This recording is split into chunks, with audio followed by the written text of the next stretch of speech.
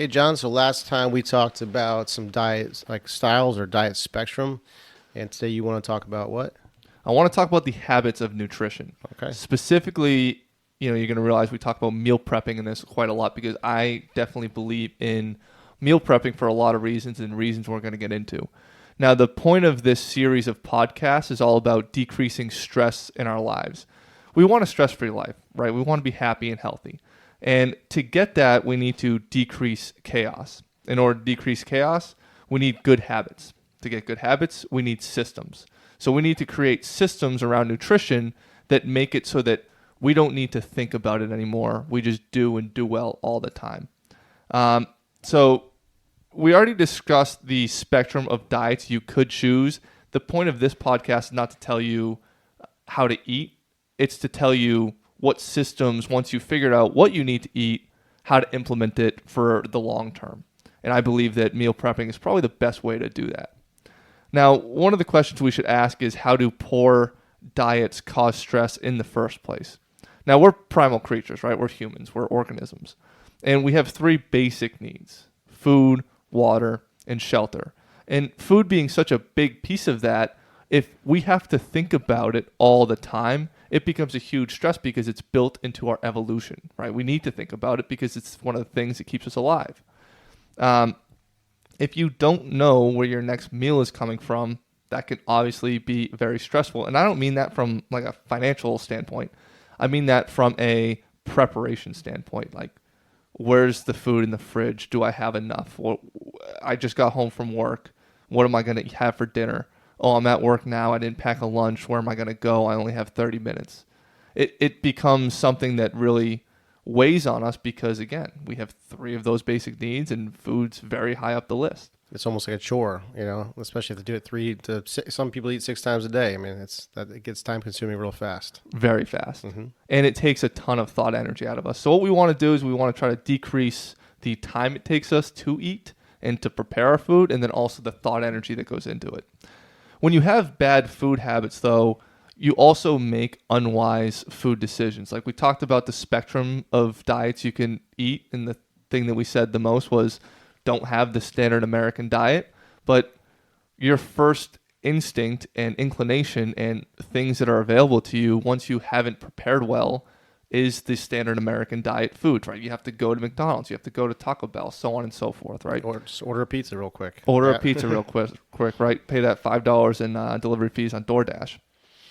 This causes stress in the mind, and a lot of the reason that just eating poorly causes stress is because you're eating poorly, and you don't want to do that. You want to be a healthy, happy person, and this is negative, but guess what? It's just part of life. I should eat this nutrition thing, but I'd rather have a cookie. I should go to the drive-thru, but I shouldn't go through the drive-thru, but unfortunately, I just don't have time. Mm-hmm. So the solution is to systematize your diet and how you prepare for the day. Now, one of the things I've noticed, and this will be interesting to hear from you, based on just how much you've asked people as a physical therapist, what people struggle with when it comes to their diet, I've found that people make okay choices when it comes to their diet, when they think about it, and when they're going to tell a health professional, what do you eat in a day? Because this is one of the questions I ask in any sort of evaluation. I'm like, okay, let's go through a day in the life of Steve, if my client's name is Steve, and what do you eat? What does it look like at 6 a.m.? What is it? And they go through like the ideal day. And you can tell they have some basic understanding of what's good and what's not good. And then when I ask them, hey, what are your snack options? What's this? What's that? What does like a cheat meal look like? Then you realize where the faults are. But I'm not going to say they're optimizing their diets, but some of their choices aren't bad. Do you find that this is true with some people, that at least they have a basic understanding of what's going on? I've seen a wide variety. So let me tell you a quick little story. So one patient came in, and I took his blood pressure, and it was like 180 or something. It was through the roof, like not safe to exercise. So I sent him home. Right, comes back the next time, same thing. And then I just was like, okay, how much water you had today? Oh, I had 3 cups of coffee for breakfast. I'm like, well, that doesn't count as water. I was like, okay, so super stimulated. That's going to jack your blood pressure. Coffee for breakfast, and that was his response to how much water did you drink today? Well, then I was like, well, what'd you have for dinner last night? He's like, well, I was good. I had fried fish, and I put salt on it. I was like, oh my God. So, I had to clean up his diet before I could even, do some exercise with him. So, that's one extreme. I do find people nowadays are getting more and more conscious. Savvy. In this particular area where we are. I think people are very health conscious. So I've seen a wide variety. It does seem like choices are almost accidental. There's no planned eating. It's just like, oh, I just rushed out the door this morning, so didn't have time for breakfast, and then I went to the drive-thru for lunch. So it seems like a little bit of a train wreck. It's perfect that you said that, because my next point is, most of the time, the biggest issue I see is consistency in people's eating schedule. They didn't prepare. They don't know when they're going to eat next. So it just becomes a haphazard mess. And what people tend to do is they skip breakfast, lunch, or dinner because time is limited, and we'll find out how this leads to some other problems. So let's say I skip breakfast. Well, then what's the % chance I had time to pack a good lunch if I had to skip breakfast? Right. Probably zero. Yeah. So what am I going to do when that 1 hour block comes around at work when I have to go eat? I don't have time to cook a full meal. I got to get DoorDash, and I got to get McDonald's sent to me, or I got to go to the drive-thru if I have enough time. So every time we skip a meal, let's say we skip dinner, what's the next thing I'm going to do? Well, 8, 9 o'clock rolls around. I'm getting those hunger pangs. I need to eat.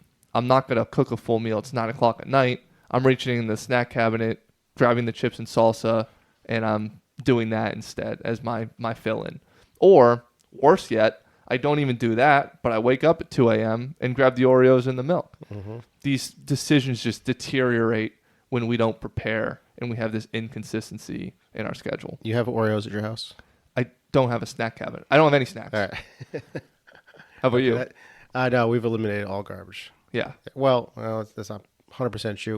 We do keep popsicles for the kids, because I use the popsicle to sort of negotiate my daughter out of the pool, because she's 2 and loves to be in the pool. So I'm like, once I've been there for an hour and a half, I'm like, okay, Sophie, I'll give you a popsicle if we get it to get out. So that's just a parental strategy. Mm-hmm. Not the best, but that's basically the only garbage we have in the house. One of the things I tell people often, this is something I didn't actually put in my notes, or I didn't even put in the blog on the same topic on the Motus Naples website, but you have to eliminate snacking, and you have to eliminate your snack cabinet. There's no need for it. It's literally worthless. If you prepare well all of your meals, you're good. Unless you're an athlete trying to gain weight for an event to compete, you don't need to snack. There's no reason for it. You just need to have 3 square meals, or 2 if they're really big, and you're good. Snacking calories are equal binge eating. I mean, there's really nothing about binge eating that's not snacking. And that can add up to enormous caloric totals. That's where, if you're gaining weight consistently, that's where it's coming from 9 out of 10 times. Yeah, that makes sense. Yep. Actually, this is one thing my mom did recently. She finally threw out her snack cabinet. She's lost 10 pounds. Just that one simple move. Just from that decision alone. So let's move into, what's the solution to this problem. Obviously said eliminate the snack cabinet. That's a good habit to have. That's a very easy one. Literally just grab your arm, sweep the cabinet, throw it into the trash.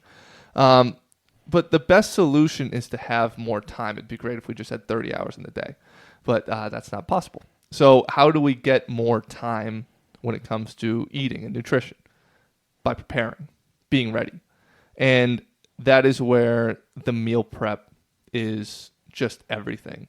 Because once you meal prep one time, you realize the immense benefits for an entire week. You do it one day, and you got it for 7 more.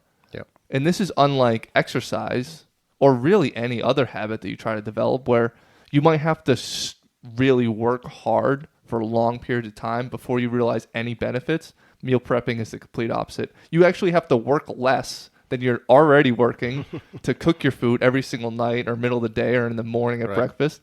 And you get the benefits for the entire week. It's like a cheat code. I can't wait till you have kids.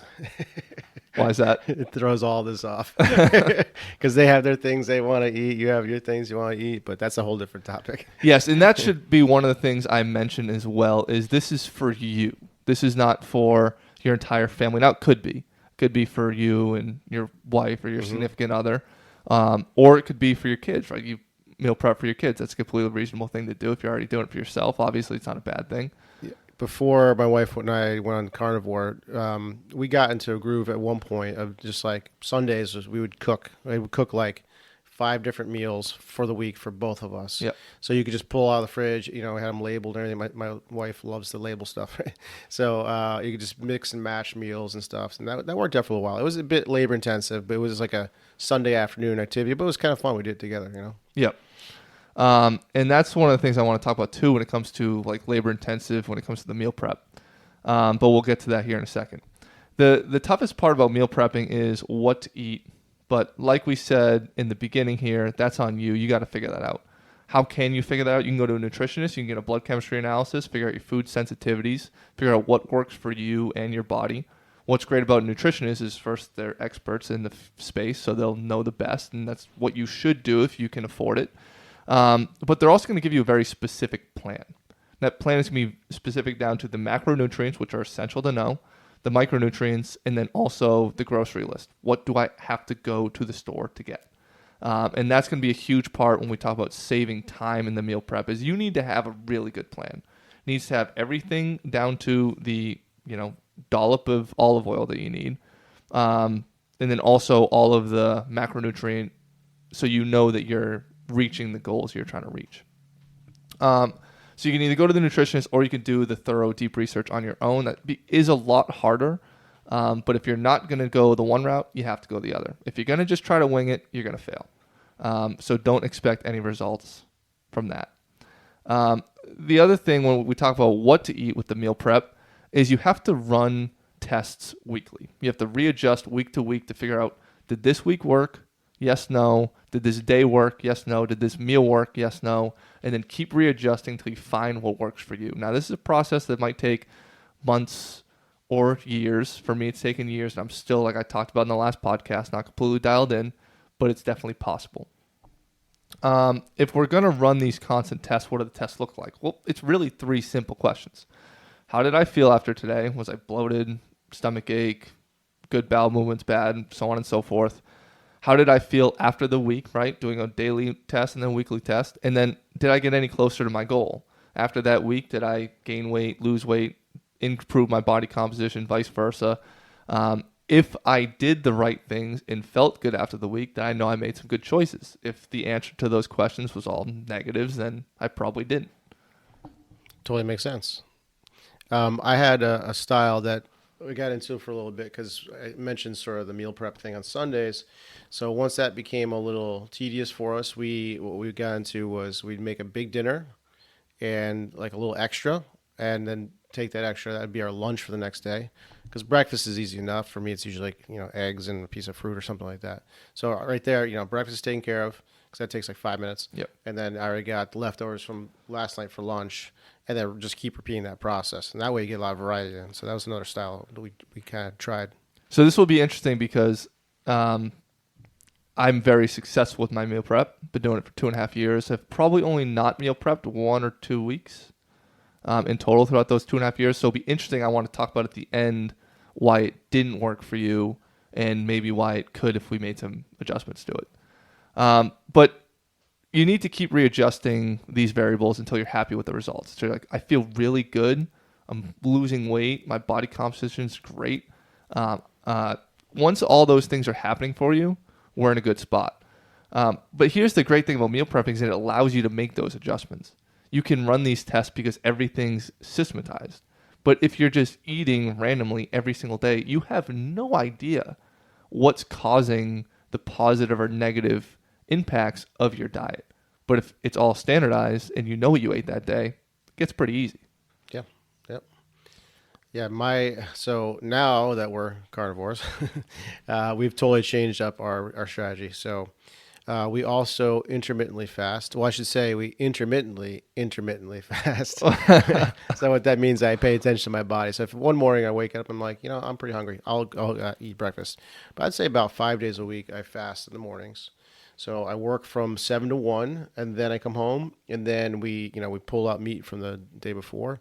I love using my smoker, as you know. Yes. Not that I smoke all the time, but sometimes just slow cook stuff. And part of that is just like fun for me, and that's like my decompression time too. Mm-hmm. So I'm like outside, getting my sun, getting my barbecue on, and then I'll make enough for dinner also, and then I heat up like whatever I want for dinner. So that's sort of my style now, and that works. So I get 2 solid, like freshly cooked meals. Yeah. Yeah, that's one of those things that it's also about what works for your lifestyle as well. And that's one of the things I'm going to talk about a little later is the things that I do in the specific way that I meal prep. And then the fact that it's a completely highly varied game based on your life. And we'll get into that here in a second. But meal prepping saves you time and also thought energy. Just like you going in to grab your dinner, it's already cooked from the, a few hours before. You don't have to think about your next meal. You just grab it and go, like you were talking about with those, labeled meals in the fridge. You don't need to cook during the week. It's already done. You don't need to do the dishes every single night. This is one of the things that one of my clients said this to me yesterday. She was like, yeah, I was spending like 30 minutes doing dishes. I'm like, what? That's excessive. Like just stick them in the dishwasher. Yeah, and she always talks about this like every single day about doing dishes. And I'm like, Right. You must be cooking a lot for your entire family every single night. And yeah, maybe your dishwasher doesn't work. I don't know what's going on there, why it's taking you 30 minutes, but this is something that people have to do on a daily basis is do dishes. And I do one dish, and that's the one that I made breakfast with. The rest of it goes in the dishwasher. It takes me 2 seconds. You save money by not eating out all the time. Once you have all the meals in the fridge, you're like, why would I go out to eat? I can just do it right here at home. And it was a meal that I really liked, especially over long enough periods of time where you really got it dialed in. You don't need to go to the grocery store more than once a week. If you are good with your meal prep, you do it once, you're done. It's all over. The list goes on here. I could go on for days, but I'll stop. So how do you meal prep? Well, I found out there's actually 4 steps once I was like writing all this down. The first thing, like I said, you need to choose a nutritional pathway. Go to a nutritionist, or do the research yourself, but you need a very specific plan, and you need to have a shopping list. The shopping list is everything. If you don't have this, then the meal prep whole concept is going to take you way more time than it's worth because you're going to wander around the grocery store. What do I need? Oh no, I got home. I forgot the olive oil. I forgot this, that, the other thing. Then you have to go back, or you just don't go back because you're too lazy, and then all the meal prepping spills over into the next day. So that's going to ruin the meal prep right off the bat. You're going to get disinterested. So if you don't listen to me, you're not going to like meal prepping. But if you listen to me, have a very specific plan, you're probably going to be okay. Step 2 is you have to buy the food. That's a surprise. This is where, like I just said, the meal prep is won or lost. If you don't go in with the plan, you're screwed. But here's the deal. You have to shop and do your meal prep on the same day. It's absolutely essential. People don't dedicate enough time to this, and then it rolls over to the next day. My roommate has tried to do a meal prep on a few different occasions. The reason he's failed is because he'll do his shopping at like 6 p.m., start his meal prep, and then 3 hours later it's 10, 11 o'clock at night, and he's screwed. He doesn't have enough time to finish. He leaves like a pot of pasta in the fridge. I'm like, dude, what are you going to do with that? Like that's not going to help. So he ends up failing at the meal prep every single week. But you can't forget anything at the store either. If you forgot something, that means you probably forgot your list, so shame on you. And you have to do it quickly when it comes to the shopping. If you have a plan and a list, you should be in and out of the grocery store quickly. If you're in the grocery store for more than 30 minutes, you probably screwed up. I'm in and out in usually less than 15. Now, fortunately, I'm like 5 minutes away from the store, so it takes me less than 30 to go to the store, shop, and then come back. But how long does it take you at the grocery store, out of curiosity? I don't know. Let's see. It depends if my kids are with me or not. Probably about a half hour, I'm guessing. I don't know. I don't really sat there and timed it out. It's been, now that I've been doing the carnivore thing, it's quicker. So, I'm only going in a couple sections. Yep. I've noticed the exact same thing, too. Yeah. And I was already quick. Before carnivore, sometimes I'd just go to the store, see what looks good. And, I'd just start come up with a recipe while I'm in the store, just based off of, I'd find a protein I want and then sort of reverse engineer it from there. Mm-hmm. But yeah, now I'd say at most half hour. Yeah. Yeah, and that's good, especially when you have kids and they're with you and tugging at your jeans and all that sort of stuff. Yeah, well, thank God for the carts that look like a car. That's like a lifesaver. I remember those when I was a little kid, and that was that was the best thing about going. Yeah. Is you had the little steering wheel. Oh, yeah. It's always a slight anxiety attack for me when I go into the store. I look over at the carts. I'm like, please have one available for my daughter. So there's a little moment of anxiety, but they're usually pretty good about it. So the step 3 is you have to prep. Again, part of the meal prepping process. And the goal here is to make X amount of meals, X being the total amount of meals you need for the week, minus the meals you have time to cook. Like you talked about, you do the smoking in the middle of the day, and then you have that for dinner. Now, you might want to cook because you enjoy the process of cooking, or because you want a fresh meal, or because you want some sort of meal that's a little more extravagant that you can't really throw in a Tupperware. I personally cook 12 meals for the whole week. That means I have 6 lunches and 6 dinners, or however you want to break it up. But I usually end up cooking 2 extra meals, and then I have 7 breakfasts. So I like cooking breakfast in the morning. I like the fresh meal in the morning. It gets my day started. I enjoy the process, and I'm pretty quick at it. So it takes me like 10 minutes to cook. I get my eggs, my bacon, and it all just tastes good. But it could be 7 meals that you prep. It could be 21. It really just depends on your lifestyle and how much you need to prepare for. If you know you have no time ever, then you need 21 meals. But if you have plenty of time and you really like the fresh meals, and it could just be 7 meals. It's really sort of up to you. Yeah. So you'll do a full week out. So when I was meal prepping, I would do like 3 to 4 days because I just felt like by then I wanted more variety, So like when I was diligent, I was basically meal prepping twice per week. Yeah. So you're doing once per week? Yeah, and this comes down to the plan as well. Like if you come up with a nutrition plan that's highly varied where every single meal is different because that's what works best for you, that's something you have to incorporate in that. Now, of course, if you do that, it does take you more time on the prepping end because you have to cook more things, you have to cut more things, so on and so forth, right? They have to be individually prepared in a more specific way. But there is a system out there, especially over long enough periods of time, where you can make 12 completely different meals that aren't all the same. And you could probably do it fairly quickly if you figured out the exact order in which you need to do each thing so it all flows smoothly in like a 3-hour block. One thing, too, that I've tried and was kind of successful with, it was like making a big pot of rice or a big potato salad. So every, I cook my protein and boom, I have a side ready to go, and that would last me like a week or so. Yeah. So that's another style. Oh, and have you heard of Monster Mash? No. Oh, you're going to have to Google this. This is like a jambalaya or something. I can already tell. This is from the brain of Stan Efferding, who's a big bodybuilder. The guy's a monster. So I think he even copyrighted it. Really? Yeah. Or trademarked it or whatever it's called. So I think it's rice with some sort of bone broth and mashed up like bison meat. I think you can sub in whatever kind of meat you want, like a ground beef, like high quality. It's that. He just sticks in a thermos and he has it for the day. It's delicious. Yeah. Google it, Monster Mash. And that's the thing, too. You have to decide what your tolerance is for variance. If you find that you could have Monster Mash twice a day, every single day, and it meets, I could. It's delicious. And it meets all of your needs, you're good. Like you are really set up for meal prepping. Like if you're really not a big foodie, but if you're more of a foodie, it becomes a little more tough, and there's definitely some more variables that have to be considered. But I'll be honest, I could have one if I made that Monster Mash and it was really, really good, and I could eat it every single day. I would. I don't really care. Yeah. Another thing I got into for a while was making bone broth, and I still do this on occasion. So I'd buy one of those like roasted chickens at the store. I would eat that. I'd save the carcass, stick it in a crock pot with water, some salt, pepper, bay leaf, celery, carrot, onion, and let it cook overnight. And then you have bone broth for a week. And first of all, it makes the house smell amazing. Yeah. And then I would just add it to certain meals, and I would sometimes drink it in the morning like tea. Yeah. Because it's really good for collagen. Mm-hmm.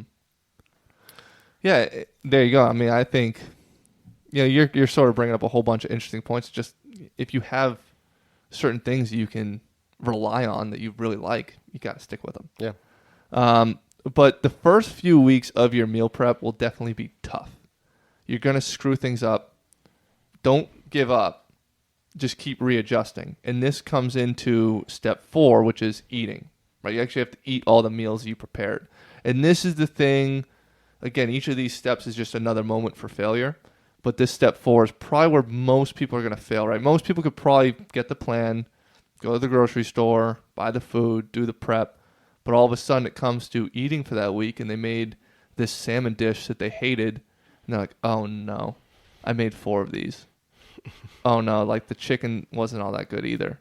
Oh, I overcooked the ground beef, so on and so forth, right? It becomes tough. You're like, I have 12 meals here that I don't like. And guess what? You got to suffer through. You don't have a choice. Man, you're rough on yourself. But at the end of the day, I'm actually, you could say that, sure. I'll suffer in the short term if in the long term I get tremendous benefit.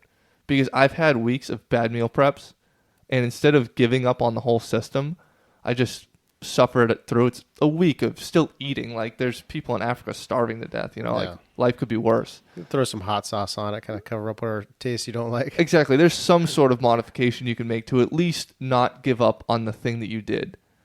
But all you have to do is think hard about what readjustments do I need to make for the next week for this not to happen. And then you'll readjust, and then you'll have, let's say you made 12 meals and 12 of them sucked. The next week you'll have 12 meals and 8 of them sucked. And then the next week it's 6, and then so on and so forth, right? It gets better and better. I'm actually currently, it's kind of funny that we mentioned this, I overcooked some of the ground beef for this week, and that was like the main thing in all of my meals. In the first one I ate, I was like, this is going to be one of those bad weeks. But they happen so infrequently that it's not. Yeah. I almost don't even think about it. See, so maybe try the Monster Mash. You throw in some stock in there, so it's not so dry. It's going to taste pretty good. Some bone broth. I know. I actually think that Monster Mash idea in general just seems very appealing to me. Yeah, you can go onto YouTube and Google Stan Efferding Monster Mash, and he shows you how to make it. Yeah, at the end of the podcast, I want to make sure I get all that down because I'm very curious. Because that could be one of those things. I could just have that 2 times a day, and I wouldn't care. You would love it. I know you would. So yeah, at the end of the day, if you don't eat those meals, you're gonna give up. You're gonna be, I just wasted $150 at the grocery store. I don't want to do this. Meal prepping's not for me. You got to keep trying, and it might take months or years until you finally get down. But it's definitely worth the journey. And like I said, you usually most of the time within the first couple weeks, you're gonna notice the benefits. You're gonna be like, oh my god, this saves me so much time. Oh my god, I don't have to think anymore. But it just takes some trial and error to get there. The question should be, at this point, we've went through the steps of how to meal prep. Well, where do you start? Well, you start all the way back at the step 1, which is, get the plan set. Building great habits is not easy. It takes years. If building good habits was easy, then everybody would have immaculate relationships. Everybody would be rich. Everybody would be happy. Nobody would be complaining. But obviously, that's not the reality of life. These things are pretty tough. So you have to break everything down to small, manageable tasks. And if you start with the plan and you get a really good plan, even if it takes you a month to create, once you have it done, you're going to be pretty motivated to give it a shot and see how it works. Especially if you went to a nutritionist and spent a whole bunch of money. You're going to be pretty motivated at that point. Be like, let me at least try this for a few weeks and see how it goes. So I think that is the first step, is to have the plan. But overall, in summation, I would say decreasing stress around nutrition is about 2 things. Having a plan, being prepared.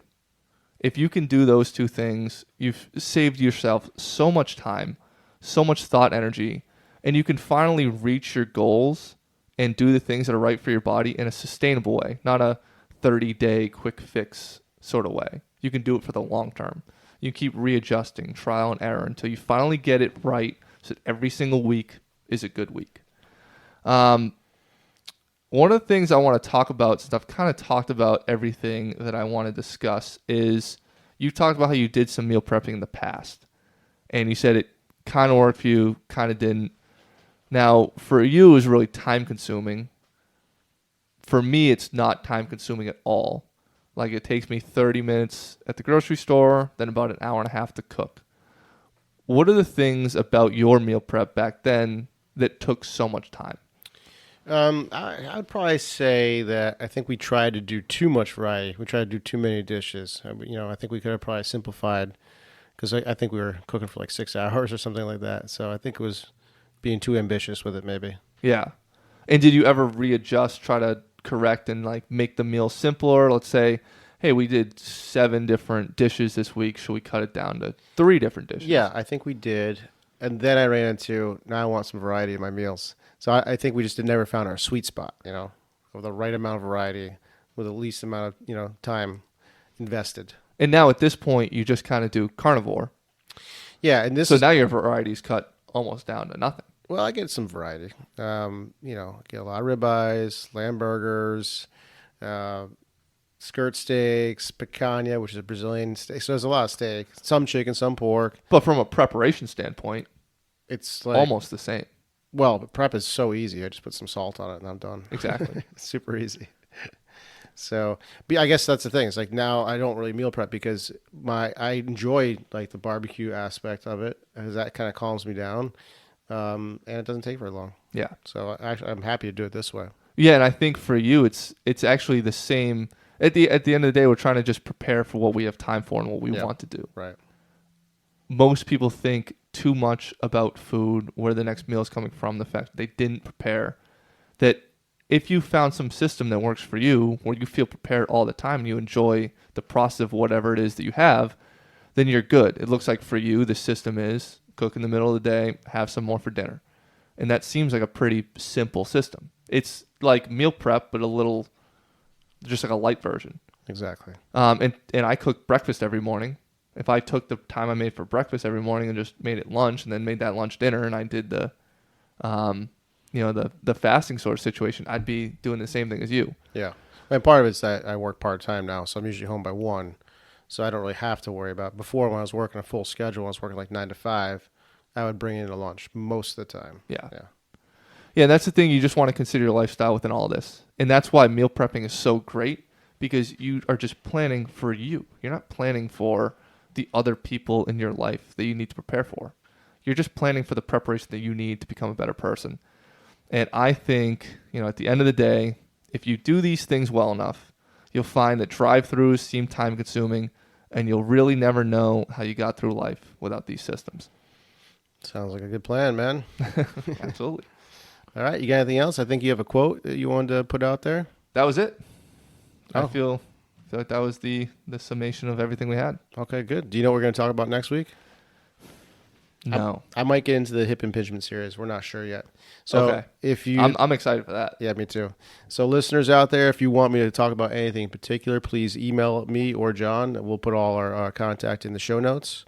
And other than that, are we all set, John? We are. All right. I'll see you next week. See you next week.